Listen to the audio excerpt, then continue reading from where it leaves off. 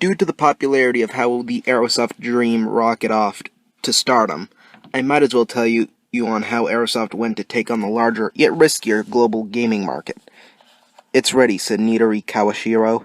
"The new console?" said Trevor.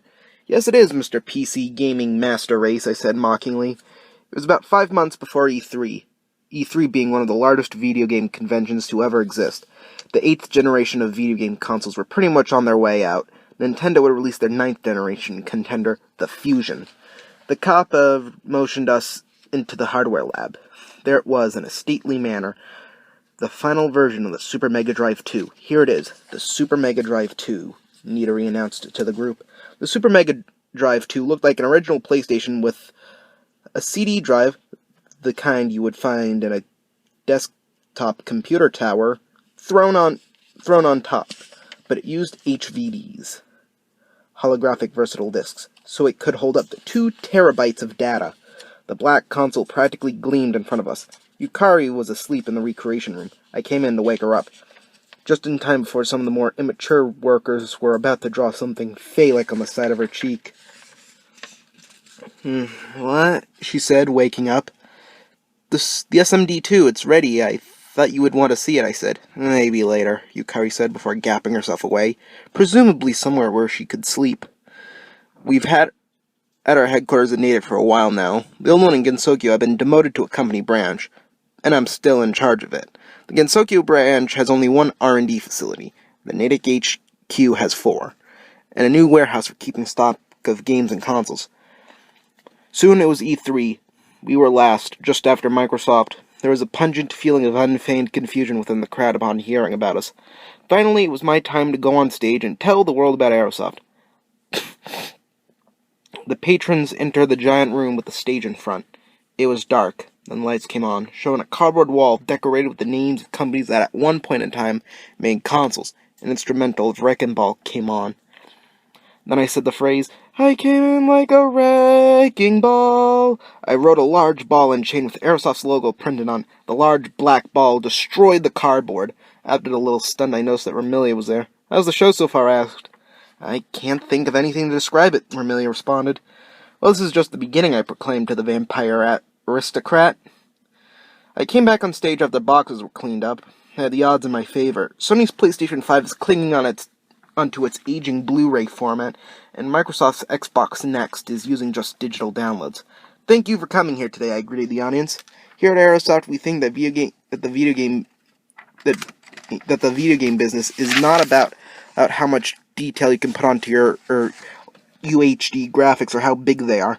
It's about overall quality and good gameplay added to a crowd that is growing concerned. Don't think of our new console as a new way to play Call of Duty. Think of it as a device that can achieve the highest of your fantasies. We don't have a specific demographic to sell to," I said to the crowd, who were disappointed at this point. "We aim to provide the best of gaming, either if you're a nerd or a jock, white or black, Hispanic, Asian or Native American, if you're gay or heterosexual, if you're a male or female," I raved. "Our console is for the hard workers, the hobbyist, the husband, the wife, the otaku fanatic. The Super Mega Drive 2 is the people's console," I finished. The audience started clapping wildly. The rest of the show was spent showing off the technical prowess and the games. "Our console will be on store shelves internationally this coming year," I finished. I was in the convention center's back room with Ramilia when some ardent investors came to us. They wanted to invest in my company, but weren't sure if I was going to release a video game console or an electronic UN diplomat that you plug into a TV. I reassured them by saying it was a marketing campaign that would probably blow over in a couple months. Back in Gensokyo, I announced the console. It was held at AeroCon on 135 Gensokyo lunar calendar year.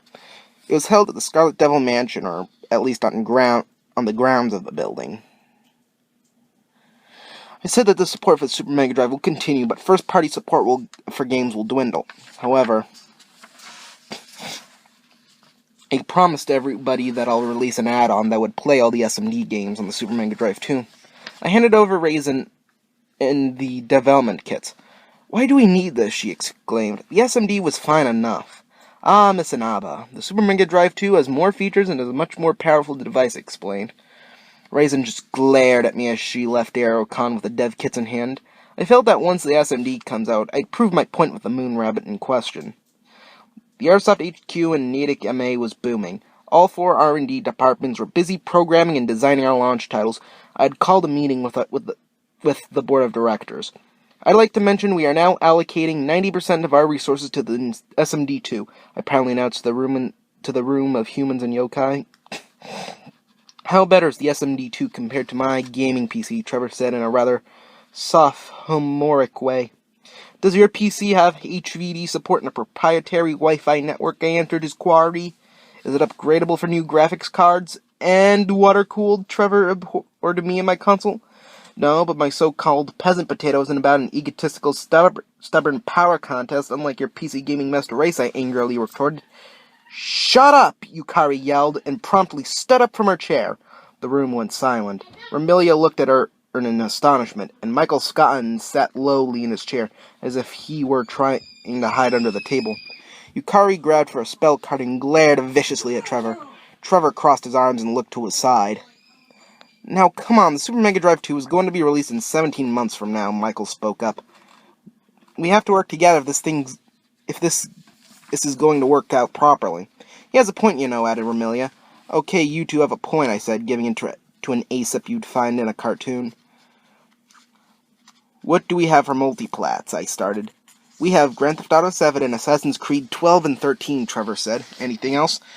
No, you pretty much pissed Activision off, and, well, anyone who makes FPS games.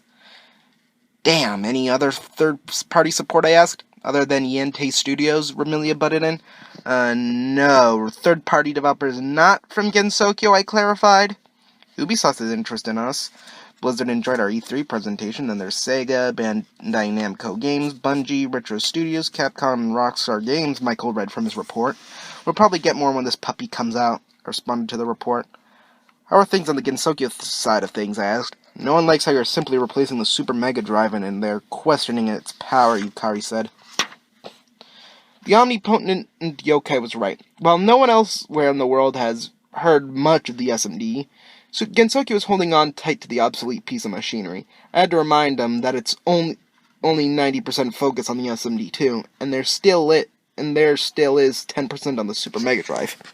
The rest of the U flew by. The Super Mega Drive 2's release date was fast approaching. A select number of shops in Gensokyo have been stocked with units, ready to sell at a moment's notice. My speech at 3 was poignant, and I didn't even have an inkling of how meaningful my spontaneous words meant to people. I was having an interview with Forbes magazine. They still print those. And I asked if I had a nickname or something for my uniqueness in the industry. I noticed Yukari talking to Rand in the other room. My eyes drifted towards Rand. The Kitsune on Overbrook Terrace, I said, referencing the Wolf on Wall Street. Soon the day came. The Super Mega Drive had 13 launch titles and sold off the shelves during the holiday rush. The same was said in Gensokyo, albeit with a feeling of being cheated. The cheated feeling soon went away as soon as they loaded one of the games. Aha! We sold over 15 million units, Trevor exulted. But that's just the Christmas rush. We got to wait a couple months if people still want our products, I said doubtfully. Rand told me to cheer up, and gave me a cup of sake. To AeroSoft, I toasted. To AeroSoft, everyone else said. Glasses clinked and we drank. I had to answer phone calls from major retail companies about shortages of SMD2 units. I reassured them that new units would come in by next week. The next year saw a jump in AeroSoft's international market share. We went up 40% and beat Nintendo as top company. We stood at 57%. One day I had to address two of my more deviant workers. You can't be selling drugs and company property, I said bluntly. But the guys in R&D4 smoke grass all the time, one of them said. But they use what they bring in, and you two are fired, I yelled. Well, take a revenge on you, and you'll see, the other one said before spitting on my nameplate that was on the desk. I didn't take them seriously until that fateful summer party. It was summer of 2021, and I held a big party for the top people in my company. The party was going along decently until everyone noticed the bowl of Kool-Aid I made. Needless to say, pretty much all of us drank it, but someone had laced it with something. Can't remember much about what happened after we drank the tainted punch. I do remember what happened after the party. I woke up in my bed. I don't know how I got there, but I felt rested, and that was okay. I went to stretch my arm when I felt something, or rather someone, especially when I heard a voice. Ni anata no uru aru? Translation? Hey, get your arm off. I turned over and saw Patchouli? We both jumped when we saw each other, and it was probably the most awkward moment I've had for years. We must have looked at each other for 5 or 10 minutes straight before I went downstairs. It was a total mess. Romelia somehow got duct taped to the ceiling by our wings. Yukari was asleep. Well, so nothing unusual there. Except she was in the neighbor's tree. Luckily, she was well concealed, so no one ever knew the gap Yokai was sleeping in that tree. Ran had to leave early to deal with Chen, but came back to help me deal with damage control. Not to mention that Mei Ling, the Scarlet Devil Mansion's gatekeeper, was at the front door. Sakya threw a couple knives at her to prevent Mei Ling from entering the house. Sakya was found in the room where I kept my old games are, with the Atari 2600 left on. Mei Ling claimed to have noticed some strange activity going on across the street, with 2 men in a small plastic bag. Was the job a success? Said a man in the darkness. An old basement with a wall covered in news articles about AeroSoft and a folding table with maps and models of the Metro West area. Yes, the product was administered, said one of the two former Soft Aerosons. Soon the drugs will send that troublemaker into greed and addiction like the wolf on Wall Street, the mysterious man said before letting out a small laugh. The man threw a dart at the picture of the company's owner, Anastasios Frank Topham. No one would ever take me seriously after that recalcitrant debacle you call a court case. But, sir, remember the plan? The second former employee responded. Yes, we must act accordingly and all above fast. The 3 men laughed at the fact they'll send the gaming entrepreneur, or packing, or even better, his grave. The Super Mega Drive 2 was the best-selling console of its generation. Third-party support was extremely strong and still sold well when its competitors released their consoles. In Gensokyo, everyone was impressed at the improvements the device had over its predecessor. Even Reimu Hakurai gave it and owned one of these puppies. It was a gift from her friend, Marissa Kurisin. Some say that when AeroSoft first appeared in Gensokyo, it helped to create a long period of time without any yokai incidents. Until 2 years later. 2 years had passed. It was currently the year 2024. AeroSoft experienced major growth during that period of time. To transport people and items between the HQ in Natick and the branch in Gensokyo, Nidori had to invent a special machine. An artificial gap, if you will. I was dating a librarian from the Scarlet Devil Mansion at the time this happened. Someone managed to reverse engineer the proprietary Wi-Fi signal the SMD2 used. It's the only type of Wi-Fi connection that can penetrate the Great Hakurai Barrier. That same person managed to get the location of Yukari's home through the Wi-Fi and broke into the AeroSoft HQ building. Luckily, no one was home when that man burned down the Yakumo household. The burning of Yukari's home created uproar among the other yokai.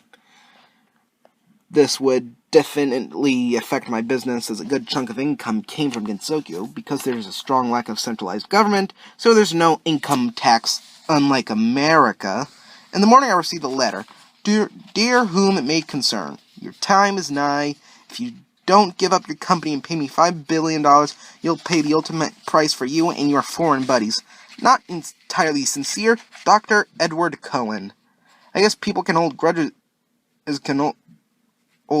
for that long, said Trevor. No, I didn't know that, I said sarcastically. Oh, come on, besides, what is he going to do to you and the guys from Gensokyo, anyway, Trevor said. I didn't really take Dr. Cohen's letter seriously until a week later.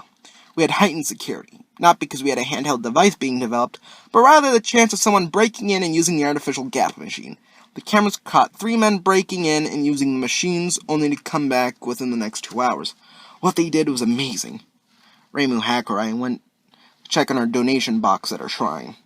It was always empty, but I usually leave something along the lines of a check in there. She opened the box and what looked like a tin can jumped out and exploded in her face. Reimu was caught off guard and was sent flying through the front door. The sound of splintered wood and ripped paper followed the ear-piercing bang. She was found unconscious by Marissa. Mei Ling Hong was guarding the entryway to the Scarlet Devil Mansion when she found a box. She opened it to find a car battery hooked up to a pressure cooker. Needless to say, she was found by Sakya. Both she and Raimi were quickly sent to Yente to be seen by Irin Yagakoro. We saw Dr. Cohen in the security footage, but we couldn't tell who the other two guys were, until Trevor used the company's worker database to find out it was the two guys I fired for selling drugs on AeroSoft property. The news spread and I was called upon by Romelia to discuss the matter. Yukari and Raimi were there. Raimi had around 47% of her body covered in bandages. The mood of the room was ominous. We've talked it over and decided you might be the cause of these recent events, Star Romelia. No thanks to you, I nearly got killed by my own donation box, said Ramu bitterly.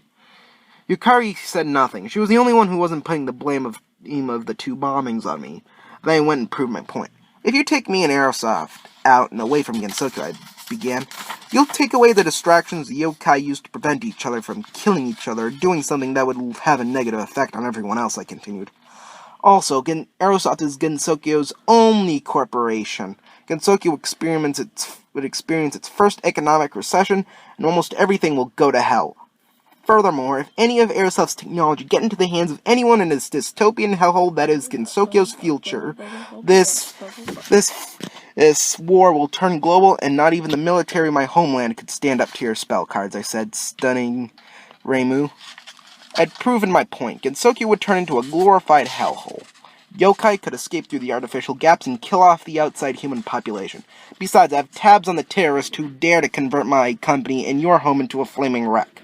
All I ask is at least one of you would help me expunge these no-goodniks, I suggested. Fine, I'll help you. It was night when we approached the dilapidated building. Me and Reimu hid in the series of bushes lining the bleached, grass-laden parking lot. Reimu went ahead, Goey in hand. Nobody's here, Reimu pointed out. Did you check the basement lights? I rebutted. We sneaked to the bulkhead when we heard voices. The bombs kill anyone?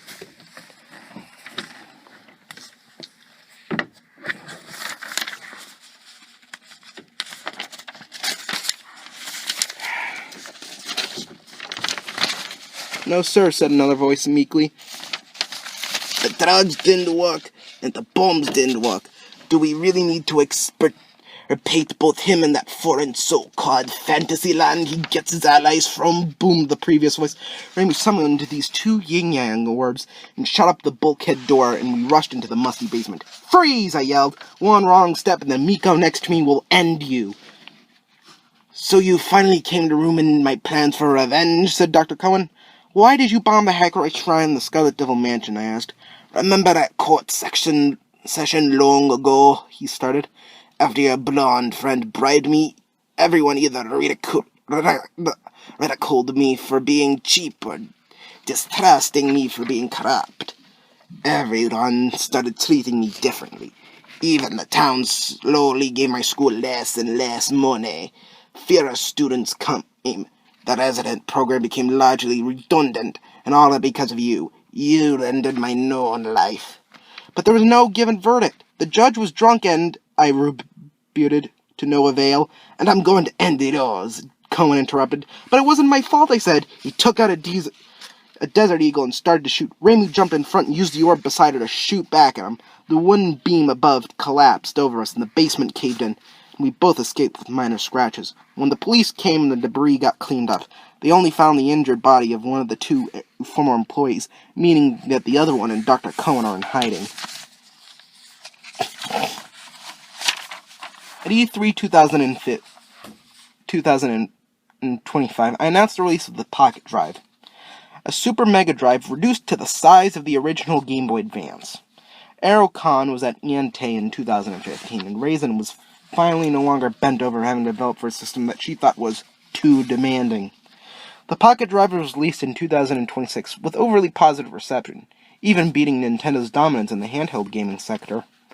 I proposed to Patchouli during a trade show when I demonstrated a new game, and I intentionally modified the game to pop the question, as well as pushing the gameplay and technological capabilities of the SMD2. Everyone took a video of it, and it blew up on YouTube. Since all the people who did Let's Plays lost almost all their popularity during the PewDiePie crash of 2019. Of course, I didn't know that the more violent events of the past couple years was foreshadowing things to come. The integrity of AeroSoft and Gensokyo being threatened by forces that don't like us in the least. There's the point that Rainbow pointed out was the piece was too reliant on AeroSoft. Of course, I'll leave that for next time. On behalf of me, Gensokyo, and the guys at AeroSoft, keep your stick in the ice. A. Frank Senior Top. A. Frank Topham Senior.